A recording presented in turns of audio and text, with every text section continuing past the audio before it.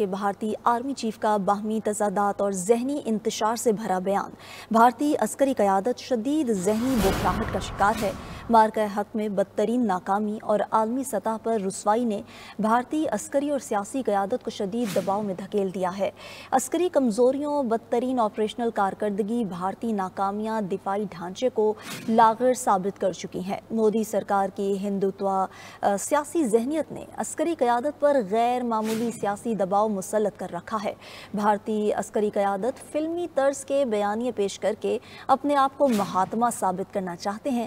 کشمکش کا شکار بھارتی قیادت کی جانب سے 3 مہینے بعد 7 طیارے مار گرانے کا دعویٰ کیا جاتا ہے۔ کبھی بھارتی عسکری قیادت دہشت گردوں کے ٹھکانے تباہ کرنے کا جھوٹا دعویٰ کرتی ہے۔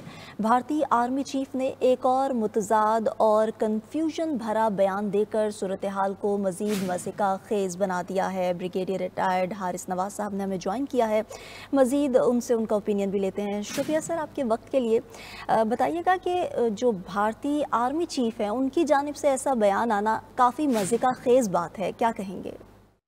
دیکھیں اس وقت جو ہے نا یہ بھارتی عسکری کیا شدید ذہنی خطرات کا شکار ہے۔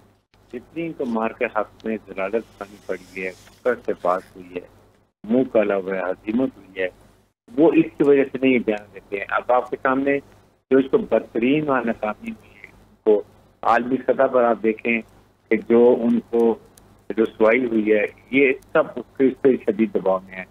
اپنی خود عسکری کمزوریوں کو، بدترین آپریشن کارکردگی، اس کے بعد بھارت کی ناکامیاں، یہ شو کرتی ہے کہ ان کا دفاعی ڈھانچہ ہے بہت کمزور ہو چکا ہوا ہے۔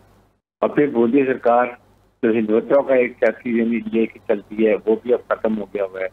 پھر ایسی کشمکش کبھی 3 مہینے بعد 7 طیارے مار گرانے کا بھارتی جو ایئر چیف ہے وہ دعویٰ کرتا ہے، نہ یہ بتاتے ہیں کہ کتنے جہاز تھے، کون سے میکنٹائز تھے، کہاں ملکہ گرا، کس نے رپورٹ دیا، وہ بھی ان کے بعد کوئی جواب نہیں ہوتا ہے۔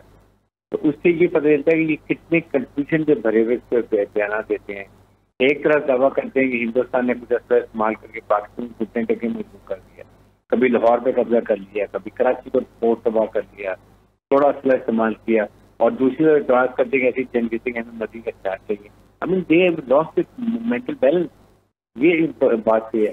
صرف اس دور میں جھوٹی پتہ کے ڈھول پیٹنے والے پارٹی آدمی کی دراصل اپنی خفت مٹانے کے لیے اور عملی انتشار سے ہٹانے کے لیے عوام کو اٹینشن ڈائیورٹ کرنے کے لیے ایسی باتیں کرتے ہیں۔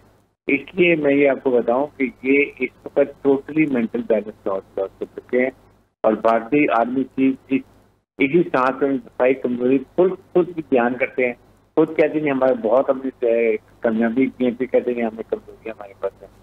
اس سے یہ پتہ چلتا ہے کہ یہ نہ یہ طویل جنگ کر سکتے ہیں، پھر یہ کہتے ہیں طویل جنگ کے لیے ہمیں اور ہتھیار چاہیے، یہ اس کی بات کرتے ہیں۔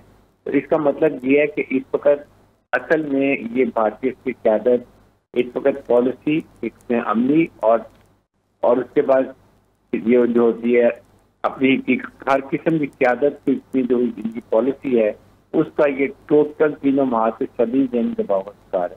تو they have lost mental balance.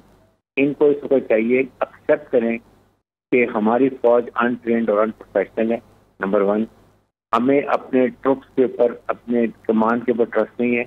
خودکشیوں کا ریٹ دنیا میں سب سے زیادہ یہ ٹروپس ہے، اور یہ جو فوجی قیادت ہے اس کو اپنی جو سویلین قیادت ہے اس کے اوپر ٹرسٹ نہیں ہے۔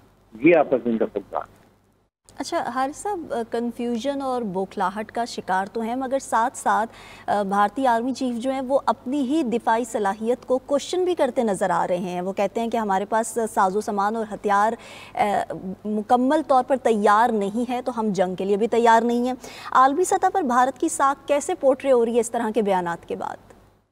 آرمی کیا جو ہے نا دنیا وہ ان کے اوپر ہنستی ہے، کیونکہ یہ خود ہی اپنی کوئی بات کرتے ہیں پھر اس کو کنٹراڈکٹ کرتے ہیں، اس کو چینج کرتے ہیں۔ خود کہتے ہیں ہمارے پاس طویل جنگ کے لیے ہمارے پاس ہتھیار نہیں ہے، ہمیں اور چاہیے۔ اوپر سے کہتے ہیں پاکستان کو تھوڑی ہتھیار میں بہت زیادہ کرتے، اور پھر اتنا بڑا بولتے ہیں کہ ہم نے کشمیر پہ قبضہ کر کے، لاہور پہ قبضہ کر لیا، کراچی کے پورٹ کو تباہ کر دیا، کوئٹہ کو نقصان پہنچا دیا۔ یہ اتنا جھوٹ بولتے ہیں جو دنیا نے اب اس کی باتوں پہ، یہ فالس فلیگ آپریشن پہ یہ فیک ڈرامہ چھوڑ دیا تو یقین کرنا۔ They don't trust them now, they don't pay any attention. اسی لیے یہ اب اس طرح کی باتیں کر رہے تھے کہ چیف آف ڈیفینس صاحب نے خود کہا کہ ہماری ڈیفینس انڈسٹری کا برا حال ہے. وہ ہمارے سے اربوں روپے لے لیتی ہیں اور ہمیں کچھ چیزیں ہیں. پھر اس کے بعد کہتے ہیں کہ جی وہ کہتے ہیں ہم 70% چیزیں جو اپنی دفاعی ملک میں بناتے ہیں وہ باہر سے آتی ہیں، وہ بھی جھوٹ بولتے ہیں. پھر کہ یہ آپ کے سامنے تیجا جہاز کا جو بھی دبئی میں شو ہو رہا تھا تو پورا اس کو آئل لیک ہونا شروع ہو گیا. دنیا نے دیکھا، دنیا میں یہ ان کی اتنی شرمندگی ہوئی ہے کہ ان کا منہ کالا ہو گیا. اور پاکستان یہ تھنڈر جس طریقے سے وہاں ان کی ٹیم نے وہ مظاہرہ کیا، دنیا تالیاں بجا رہی ہے، سیلفیز دے رہی ہے، تعریفیں کر رہی ہے. Is a mark different in. اور یہ جو chief army staff field marshal میر نے بیمار کے حق میں ان کو ان کی شکست سے فائد دی ہے کہ دنیا کو نہیں پتا، کہ ان کو نہیں پتا. یہ اس جو نا ٹراما سے نہیں نکل رہے ہیں، اپنے عوام کے اٹینشن ڈائیورٹ کرنے کی ایسی یہ باتیں کرتے رہتے ہیں. ادروائز ان کا اس وقت بات پھوٹ.